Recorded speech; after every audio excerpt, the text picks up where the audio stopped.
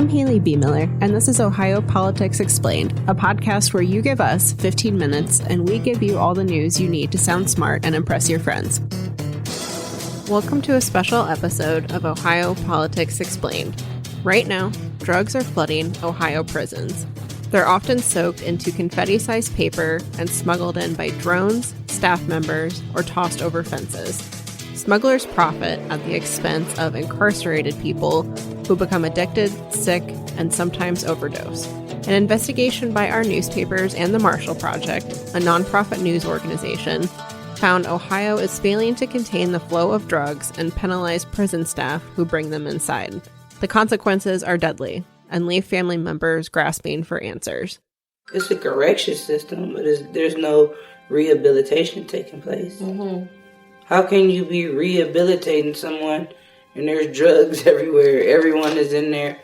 I won't say everyone, but there's a lot of people that are getting high every day in jail. Mm-hmm. I mean, it's worse than being on the street, if you ask me. In the studio with me is Laura Bischoff, who teamed up with Doug Livingston at the Marshall Project to dig into this issue. Thanks for being here. Hey, thanks for having me. So I want to start with the basics of drug smuggling because I'm not sure many people realize the extent of this.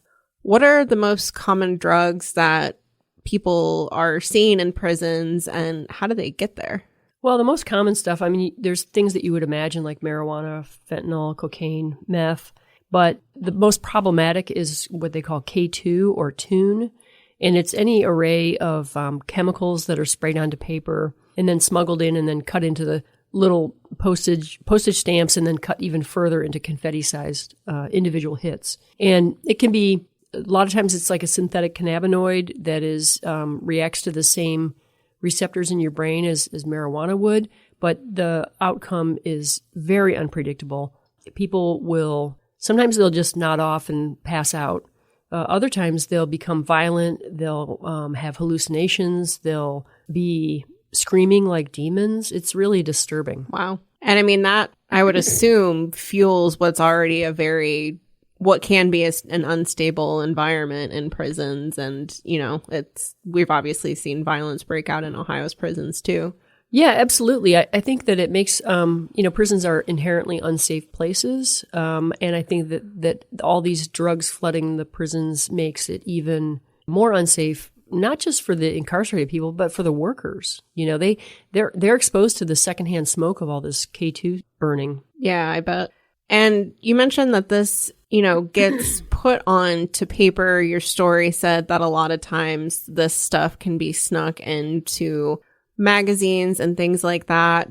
But the Ohio Department of Rehabilitation and Correction started digitizing most of the mail that comes into the prisons, which was a big outlet for this before. And the prisons have like anti-drone technology and stuff, but clearly that's not enough. Your reporting showed the links people will go to sneak drugs inside, even putting something inside a dead bird. Yeah, I mean, I think this new mail center processing, incarcerated people get about 158,000 pieces of mail each year.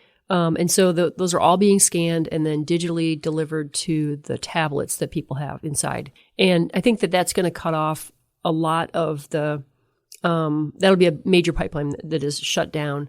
However, the director of the state prison system, Annette Chambers-Smith, who is actually stepping down on Sunday, the 29th. She said it's like a game of whack-a-mole. You knock out one lane and another one opens up immediately. And I think a lot of that is because of, the demand is constant for drugs inside and the profit is enormous. Yeah, for sure. So is it primarily people and drones getting this stuff inside at this point? It's definitely people. There's fence throws. Some of the prisons now have these netting. They look like Top Golf facilities from afar. Then, somebody will just build a bigger potato launcher and put the drug packet in that and, shoot it over the fence.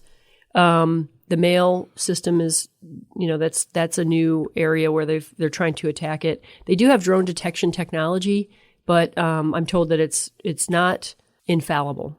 So then you have, vendors and visitors and employees who, come through those doors regularly. And, there's an opportunity for them to bring in, large payloads. Yeah, talk a little bit more about the incentive for people to do this in the first place, especially when it's not an easy thing to do, I would assume. Yeah, I mean, some of it is manipulation and threats. Not surprising. There's people who inside prisons who are, master manipulators, and they'll figure out who's a mark, who is vulnerable for some reason or another. They got money problems. They're emotionally able, to be targeted.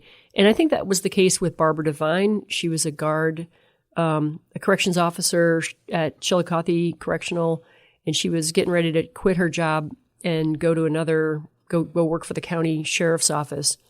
And she was upset because somebody in her family had been assaulted, and the perpetrator got a light sentence.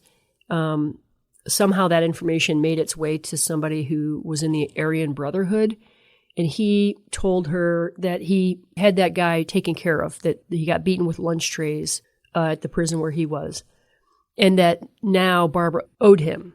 And then some other guy overhears the Aryan Brotherhood guy harassing her, so he takes care of the Aryan Brotherhood guy and then tells Barbara, now you owe me. Oh, wow.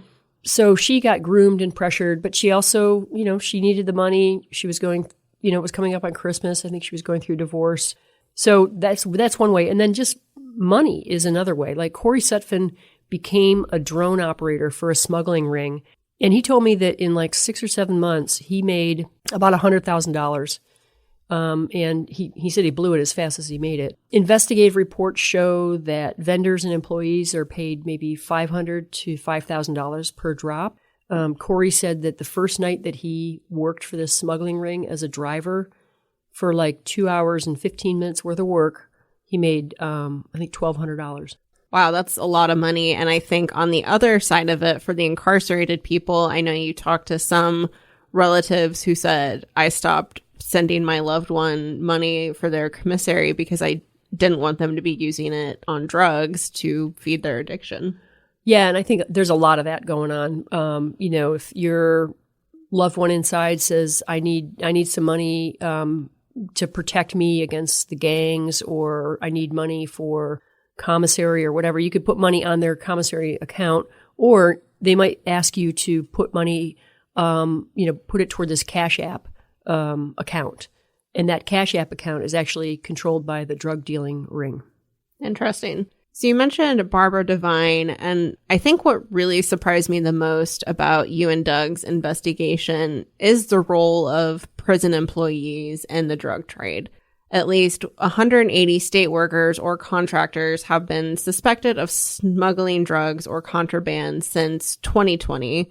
But people who are incarcerated say staff are often overlooked. The truth of the matter is a lot of policies and, restrictions get implemented on us that for real doesn't even measure out to what's really going on. I mean, as long as you got staff members that don't appreciate or value their paycheck, it's always going to be drugs in the prison. Always. How often are employees caught and penalized for smuggling? Well, that's unclear. Since 2020, the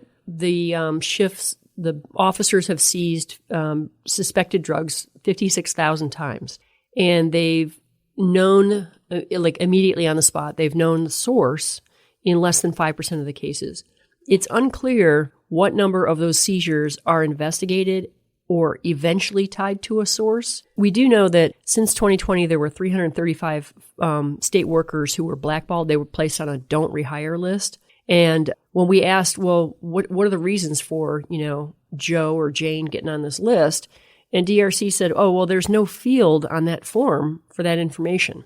And to find out why did that person get blackballed, was it because they were suspected of smuggling or something else? You'd have to go look at the individual investigative files across dozens of prisons. There's another list of 390 vendors, contract workers, mostly food service workers, who were banned from prison properties. And on that form, there is a 1 or 2 word reason for why they were banned. Do any of them say drug smuggling? Some of them say, they call it conveyance. And conveyance can be, I'm bringing in, sheets of K2, or it could be I'm bringing in Kentucky Fried Chicken for some incarcerated person who I agreed to do that for. Very different things. Exactly. So it sounds like there's maybe some work that Ohio needs to do to increase oversight, increase accountability for these employees who get caught up in this. What other solutions or things in need of resolution did you guys find as you reported this? Well, about 80% of people in prisons have a history of drug problems. So maybe more investment in drug treatment and rehabilitation efforts, perhaps a more thorough screening and scanning of employees as they come and go to work. They purchase these like airport style X-ray scanners, and they use those on incarcerated people when they come back from a court date or a medical appointment or a visit, but they are not used on employees. There's a bill pending in the Ohio Senate, Andy's Law, named after Andy Lansing, who was a corrections officer who was brutally beaten to death on Christmas Day in 2024.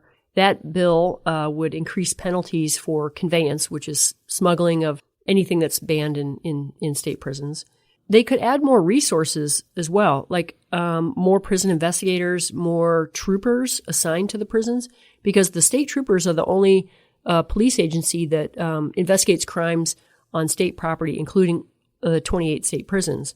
And there's only maybe 2 troopers assigned to higher security facilities and only 1 to the low and medium security facilities. And likewise, the prosecutors that host there's 18 counties that have prisons in their counties, and they are responsible for prosecuting all of the shenanigans that happen inside a prison, anything from, trying to sneak in tobacco or drugs, assaults within the prison to, heinous murders of inmate on inmate. And then I would say the system could benefit from more transparency. It was very difficult to get the records from the Department of Rehabilitation and Correction.